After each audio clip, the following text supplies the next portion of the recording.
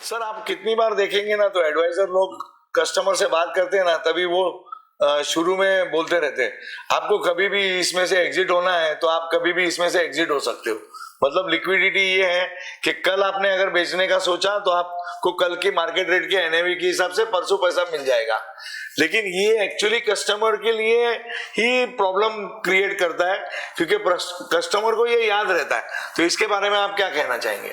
तो इसलिए क्या है ना, मुझे लगता है कि एडवाइजर लोगों ने बहुत ही क्या बोलते हैं उसको, बहुत ही मतलब वो सतर्क रहना चाहिए, बहुत अलर्ट रहना चाहिए कि वो लोग क्या बात करते हैं और जिसके वजह से कस्टमर का जो गोल है, उसका जो मकसद है, वो शायद ना पूरा हो।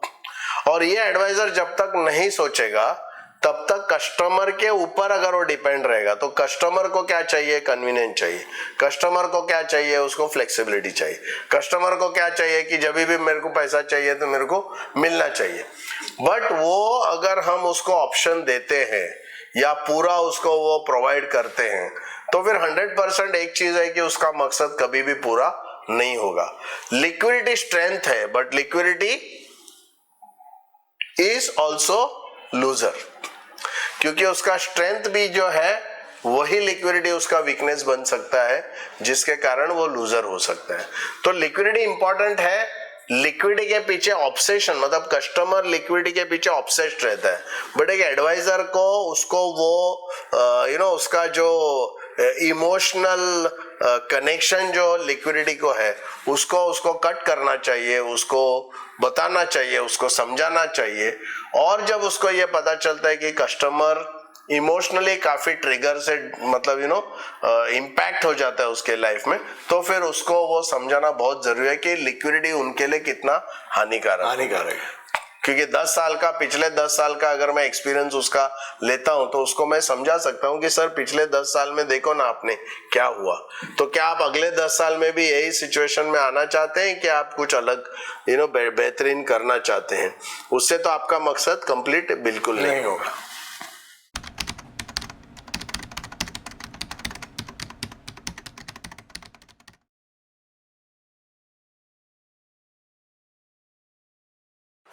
सर मैंने बहुत बार देखा है कि कोई न्यूज़पेपर पढ़ता है या कोई न्यूज़ देखता है और उसको लगता है कि इमोशनली उसको ऐसा लगता है कि मुझे ये स्कीम से बाहर आ जाना चाहिए, और फिर वो ज्यादा सोचता नहीं है और सुबह को वो कॉल करता है कि sell off everything and I want to be out.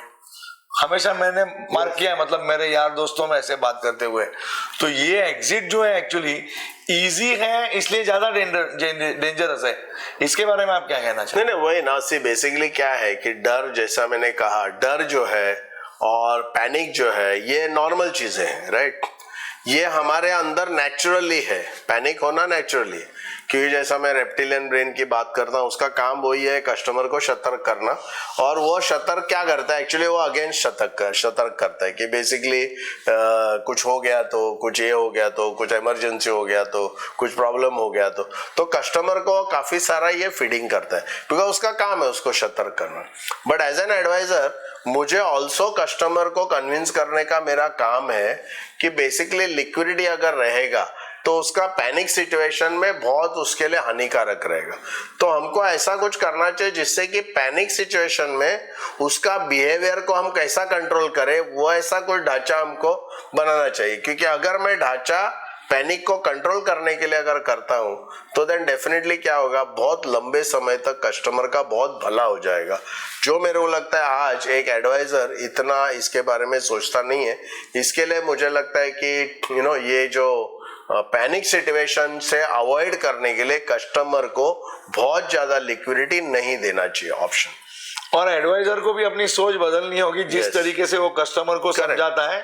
क्योंकि कस्टमर को अगर जिस तरीके से ये ढांचे में रह के चलेगा तो लॉन्ग टर्म में उसका सपना पूरा होने के चांसेस बहुत ज्यादा बढ़ जाएंगे। Yes, correct, absolutely.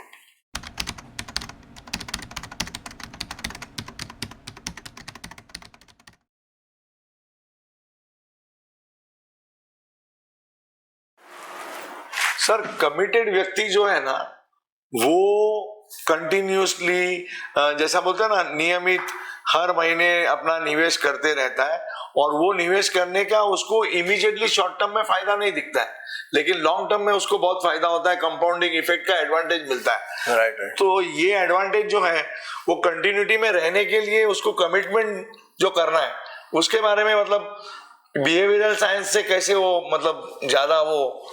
देखो, बिहेवियरल फाइनेंस जो है ना वो हमेशा ये बात करता है कि किन किन सिचुएशन में लोग कैसे बिहेव करेंगे। बिहेवियरल फाइनेंस आपको सोल्यूशन नहीं देता है, करेक्ट। और मैंने वही देखा है कि वो बोलता है कि मतलब रिस्क प्रोफाइलिंग होता है, ये होता है, वो होता है, तो ये सब बातें वो उसके बारे में बताता है, बट ये सब अवॉइड कैसे करे इसका कोई सोल्यूशन अभी नहीं दे रहा है। और इसलिए मुझे लगता है कि हाँ, कमिटमेंट जो है कस्टमर का वो बहुत ही ज्यादा इंपॉर्टेंट है, बिकॉज अगर आपका मकसद पूरा करना है तो आपका कमिटमेंट इंपॉर्टेंट है। वो उतना ही इंपॉर्टेंट है जैसे एक स्टूडेंट को अपना स्टडीज में कमिटमेंट अगर वो नहीं रखता है तो उसको अच्छा मार्क्स मिलना पॉसिबल नहीं होता है। तो वो कमिटमेंट कोई भी फील्ड में अगर आप देखेंगे इंपॉर्टेंट है, बट जितना इंपॉर्टेंट कमिटमेंट का एक इन्वेस्टमेंट और फाइनेंस और प्लानिंग में होता है वो मेरे को लगता है कहीं भी नहीं है, क्योंकि उसका हानि जो है, उसका इफेक्ट जो है, उसका बैड इफेक्ट जो है वो बहुत बड़ा पैमाने में उसको आता है। इस वजह से कमिटमेंट मेरे को लगता है बहुत इंपॉर्टेंट है। कस्टमर कमिटेड रहेगा, आज रहेगा, कल रहेगा कि नहीं पता नहीं है, इसके लिए हमको स्टेबिलिटी फैक्टर बहुत इंपॉर्टेंट।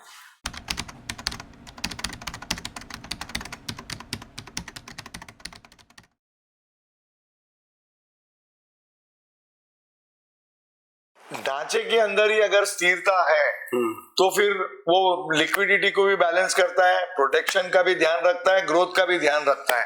तो ये बैलेंस जो जरूरी है जिसके बारे में आपने बताया, तो ये बैलेंस करने से लॉन्ग टर्म में कस्टमर को क्या फायदा होगा? सी बेसिकली बिकॉज अगर कस्टमर का खुद का मोटिवेशंस और पैनिकनेस अगर हम देखते हैं, ओके, तो मतलब वो बिहेवियर उसका कुछ भी हो सकता है।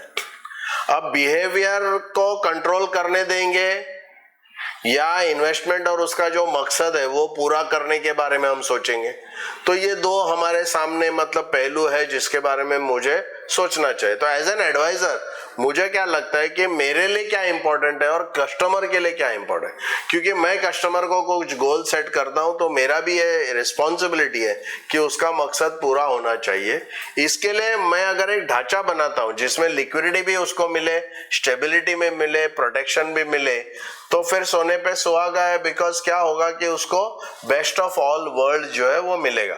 तो सिर्फ एलोकेशन इंपॉर्टेंट नहीं है, एलोकेशन के अंदर स्टेबिलिटी फैक्टर डालना बहुत ही जरूरी है। और मैं कस्टमर के हित की बात कर रहा हूँ जब मैं उसको रोक रहा हूँ, जब उसको ये ढांचा बना के दे रहा हूँ, क्योंकि मेरा भी एज अ एडवाइजर फर्ज ये बनता है कि वो अपने जो गोल है वहां तक पहुंचे।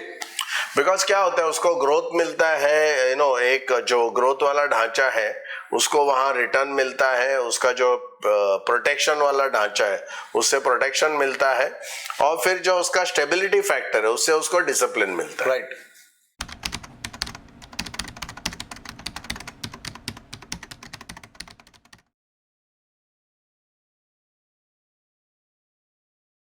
एडवाइजर को हम एलोकेशन के बारे में बात करते हैं, फिर बिहेवियरल प्लानिंग के बारे में बात करते हैं। फाइनेंशियल प्लानिंग के बारे में एडवाइजर के पास बहुत सारी जानकारी है, लेकिन बिहेवियरल प्लानिंग के बारे में उसके पास ज्यादा जानकारी नहीं है। हाँ, बिकॉज क्या है ना, ये एक ऐसी चीज है ना जिसको लोगों ने अभी तक ध्यान में रखा नहीं है, और मुझे लगता है कि अभी भी लोग सोचते नहीं है, समझते नहीं है, इसके कारण कस्टमर का जो मकसद है उसके ऊपर क्या हानि होगी। तो एलोकेशन जब हम करते हैं, एलोकेशन ठीक है, फाइनेंस में सब लोग एलोकेशन, जैसे आपने बोला, फाइनेंशियल प्लानिंग सब जानते हैं, एलोकेशन का थियरी सब जानते हैं, सब कुछ करते हैं, बट बेसिकली प्लानिंग करते समय हम लोग रिटर्न की प्लान करते हैं, हम लोग प्रोटेक्शन की प्लान करते हैं, बट क्या बिहेवियर का प्लानिंग हम करते हैं? नहीं करते। तो मुझे क्या लगता है कि फाइनेंशियल प्लानिंग में एक बहुत बड़ा मुद्दा जो है, मतलब एक मैं ये कह सकता हूँ 80% जो कंट्रीब्यूशन आपके गोल्स अचीव होने में आपका बिहेवियर होता है। तो अगर बिहेवियर इतना इंपॉर्टेंट है तो एक फाइनेंशियल प्लानिंग में एक एडवाइजर जो है खाली रिटर्न का प्रोजेक्शन नहीं करना चाहिए, बिहेवियर का भी प्रोजेक्शन करना चाहिए। उसका मतलब क्या है? उसका मतलब ये है कि मैं रिटर्न का उसको जो सिनेरियो देता हूं, तो एक एडवाइजर क्या करता है कि रिटर्न अगर 15% होगा ये होगा, अगर 12% होगा ये होगा, अगर 10% होगा ये होगा। उसी प्रकार से बिहेवियर का भी कि अगर आप 100% कमिटेड रहेंगे इतना होगा, अगर आप 70% कमिटेड रहेंगे इतना होगा, अगर आप 50% कमिटेड रहेंगे इतना होगा। तो ये तीनों सिनेरियो और बिहेवियर का सिनेरियो, सिर्फ रिटर्न का सिनेरियो के जगह पे बिहेवियर का सिनेरियो भी हमको बना के कस्टमर को बताना चाहिए, ताकि कस्टमर को समझे कि उसका इम्पैक्ट क्या रहेगा। और जब भी वो निवेश कर रहा है तभी उसको ये दोनों चीज अगर बराबर बता देवे कि 100% आप कमिटेड रहेंगे तो ये गोल पहुंचने के चांसेस इतने हैं, अगर आप बीच में ये किया तो फिर इतने होंगे। करेक्ट वो एक अच्छे एडवाइजर जो है उसका फर्ज बनता है कि कस्टमर को इस तरह की पूरी जानकारी देवे। Yes, right.